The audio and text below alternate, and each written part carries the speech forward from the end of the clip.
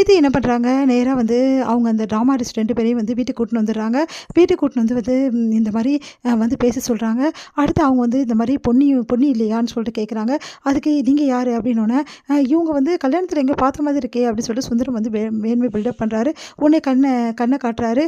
பிரீத்தி தான் கூட்டின்னு வந்தா அப்படின்னு சொல்லிட்டு அவங்களும் காட்டுறாங்க. ஓ அப்படியா அப்படின்னு சொல்லிட்டு அப்படியே யோசிக்கிறாரு. உடனே வந்து நீங்கள் எதுக்கு பொன்னியை தேடுறீங்க அப்படின்னோடனே, இல்லைம்மா பொன்னியை பார்த்துட்டு போகணும், இந்த வாழ்க்கை வாழ்கிறதே பொன்னி வந்து எங்களால் தானே அப்படின்னு சொல்லிட்டு இந்த மாதிரி நாங்கள் தான் வந்து பொன்னிக்கு வந்து உதவி பண்ணோம், நாங்கள் தான் வந்து எப்படியாவது பொண்ணியை கல்யாணம் பண்ணிக்கணும்னு சொல்லிட்டு சக்தியை இந்த மாதிரி பண்ணுங்க. எதுக்காக அப்படி பண்ணுங்க, பொன்னி சின்ன வயசுலேருந்து விரும்புகிறாமே சக்தியை, அதனால் ஒரு பாவம் வசதி இல்லாத ஒரு பொண்ணுக்கு வாழ்க்கை கொடுக்கணும், வாழ்க்கை வந்து ஏற்படுத்தி தரணும் அப்படின்னு சொல்லிட்டு நாங்கள் இப்படி பண்ணோம் அவளுக்கு உதவி அப்படின்னு சொல்லிட்டு சொல்கிறாங்க. அதெல்லாம் கேட்டு ஜெயா செமையாக டென்ஷன் ஆகிறாங்க. நீங்கள் சொன்னதெல்லாம் உண்மை, ஆமாம் நாங்கள் சொல்கிறதெல்லாம் உண்மை தான், இந்த விஷயம் பொன்னிக்கு நல்லாவே தெரியுமே அப்படின்றாங்க. நாங்கள் பொன்னியோட சொந்தக்காரங்க அப்படின்னு சொல்லிட்டு பில்டப் பண்ணுறாங்க. அதெல்லாம் கேட்டு செமையாக டென்ஷன் ஆகிறாங்க ஜெயா. உடனே வந்து விடவே கூடாது அப்படின்னு சொல்லிட்டு ஃபோன் பண்ணுறாங்க. இங்கே என்ன பண்ணுறாரு, ரொம்ப சந்தோஷமாக இருக்காரு. நம்ம வந்து சக்தி பொண்ணுக்கிட்ட லவ்வை சொல்லலாம்னு சொல்லிட்டு அந்த டைமில் கரெக்டாக அவங்க அம்மா ஃபோன் பண்ணி கூப்பிட்றதால 2 பேருமே இங்கே வராங்க.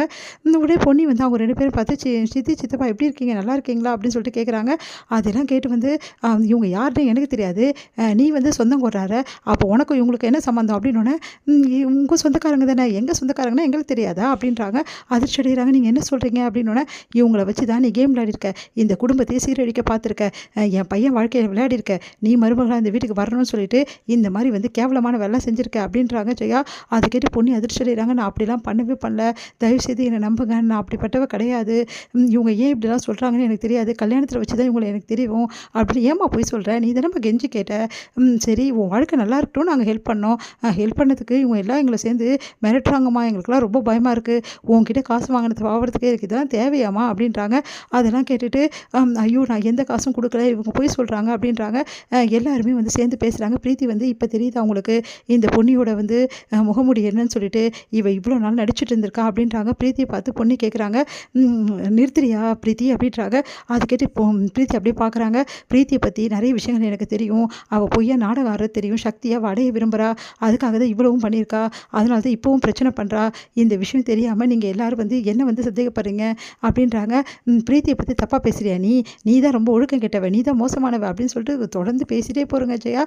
இதுக்கப்புறம் இந்த வீட்டில் ஒரு நிமிஷம் கூட உனக்கு இடம் இல்லை, வீட்டை விட்டு வெளியே போ அப்படின்றாங்க. அது கேட்டு பொண்ணு அதிர்ச்சி அடைகிறாங்க. பொண்ணு வந்து என்ன பண்ணுறதுனே தெரியாமல் அப்படியே பார்த்துட்டே இருக்காங்க. பொண்ணு மரியாதை வீட்டை விட்டு வெளியே போ, இதுக்கப்புறம் எங்கள் மூஞ்சில் முடிச்சிடாது, எங்கள் குடும்பத்தில் உனக்கு இடம் கிடையாது அப்படின்னு சொல்கிறாங்க. மரியாதை இந்த நிமிஷமே போ அப்படின்னோடனே பொண்ணு என்ன பண்ணுறதுன்னு தவிக்கிறாங்க. பொண்ணு வந்து வேறு வழி இல்லாமல் அங்கே போக பார்க்குறாங்க. சக்தி பற்றி கையை பிடிக்கிறாரு. சக்தி அப்படின்றாங்க, எதுக்காக பொண்ணு வீட்டை விட்டு போகணும் அப்படின்றாங்க. அதை கேட்டு எல்லாரும் அதிர்ச்சி, என்ன சக்தி சொல்கிற, இவ்வளோ நடந்திருக்கு அப்படின்னு ஜெயா கேட்குறாங்க.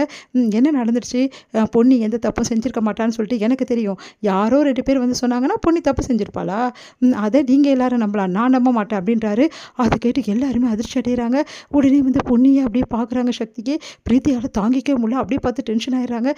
என்ன சக்தி சொல்கிற அப்படின்னோடனே, ஆமாம் பொண்ணு இந்த தப்பை செய்யவே மாட்டா, அவளுக்கு அப்படி செய்ய வேண்டிய அவசியமும் கிடையாது, இவ்வளோ சொல்கிறீங்க, பொண்ணு தான் அந்த கல்யாணத்தை நிப்பாட்டா அப்படின்னு சொல்லிட்டு எல்லாரும் சொல்கிறீங்க, பொண்ணு தான் நிப்பாட்டினால அந்த கல்யாணத்தை, இந்த கல்யாணம் இது பொன்னியால் கிடையாது, பேராசையால் நின்றுருக்குது, பணத்தால் நின்றுருக்குது அப்படின்னு எல்லாருமே அதிர்ச்சியாக பார்க்குறாங்க.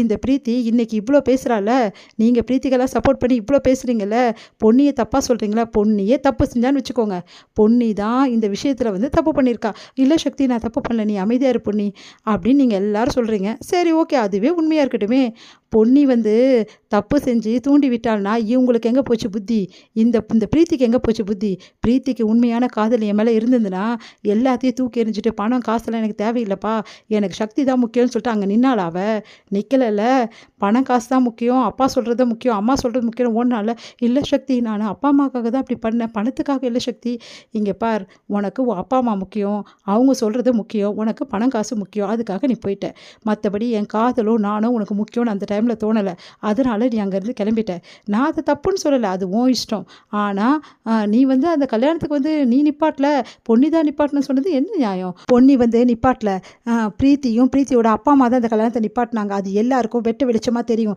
தேவையில்லாமல் பொன்னி மேலே பழிய போகிறது நிறுத்துக்க முதல்ல எல்லாரும். இல்லைடா இவங்க இவ்வளோ சொல்கிறாங்களே, அவங்க சொன்னால் அவங்க யார் எனக்கு முதல்ல, அவங்க சொன்னால் நான் நம்பிடுவேனா, பொன்னி மேலே தப்புன்னு நான் ஒத்துப்பேனா, இந்த நிமிஷம் சொல்கிறேன், பொன்னியை நான் நம்புகிறேன், பொன்னி எவ்வளோ நல்லவன்னு சொல்லிட்டு எனக்கு நல்லாவே தெரியும், உலகமே யார் என்ன சொன்னாலும் சரி, ஏன் அந்த கடவுளே வந்து சொன்னாலும் சரி, பொன்னி தப்பானவன் சொல்லிட்டு நான் நம்ப மாட்டேன் அப்படின்றாரு. அதிர்ச்சி அடைகிறாங்க எல்லாரும்.